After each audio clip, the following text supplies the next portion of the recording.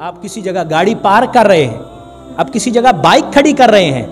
تو یہ خیال کرتے ہوئے کہ میں موٹر سائیکل کھڑی کر رہا ہوں، میری یہاں پر پارکنگ سے کسی کو تکلیف تو نہیں پہنچے گی، رستے میں گزرنے والے پریشان تو نہیں ہوگے۔ آپ پارک اس طرح کریں تاکہ گزرنے والے پریشان نہ ہوں۔ آپ نے گزرنے والوں کے لیے آسانی عطا کی ہے، حالانکہ کام آپ کا ہے، کام اپنا آپ خود کر رہے ہیں، اللہ کریم اس پر بھی اجر عطا فرماتا۔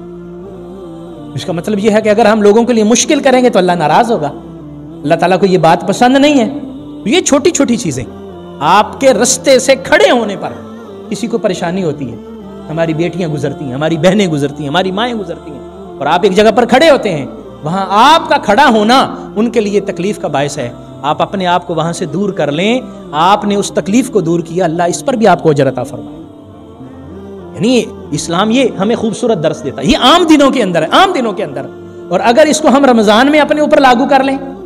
ہم رستے میں کسی جگہ پر ایسا کھڑے نہ ہوں کہ لوگوں کو تکلیف، ہم کسی جگہ پر ایسی گاڑی پارک نہ کریں، بائک پارک نہ کریں، کوئی بھی ایسی چیز نہ کھڑی کریں جس سے لوگوں کو پریشانی ہو، تو وہ یہ نفلی عبادت ہوئی، تو آپ ایک کام کریں گے اللہ کریم اس کا فرض کے برابر اجر عطا فرمائے۔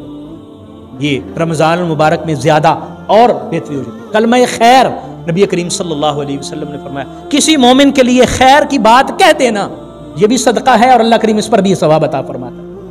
آپ کسی کو جزاک اللہ، اب جزاک اللہ کہنے میں ہمارا کون سا ٹائم لگتا ہے؟ جزاک اللہ، آپ کو کسی نے پانی لا کے دیا، جزاک اللہ۔ آپ نے ایک چھوٹا سے، آپ آفس میں جاتے ہیں، کوئی کام کرتا ہے، چھوٹا آپ کا وہ رنر ہے، وہ کوئی کام کرتا ہے، آپ کا آفس بوائے ہے، کام کرتا ہے، آپ اس کو شکریہ کہہ دیتے ہیں، جزاک اللہ کہہ دیتے ہیں، آپ کی شان میں کمی نہیں آتی، اللہ کریم اس پر بھی اجر عطا فرما دے۔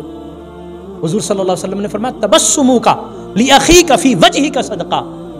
یہ تو کام ہے نا، آپ اپنے مسلمان بھائی کو مسکرا کے ملتے ہیں، اللہ کریم اس پر بھی اجر عطا فرماتا ہے۔ یہ ہمارا خوبصورت دین ہے اسلام، ہر ایک چیز پر ہمیں اجر ملتا ہے، لیکن اس پر ہمیں نیت کو درست کرنے کی ضرورت ہے۔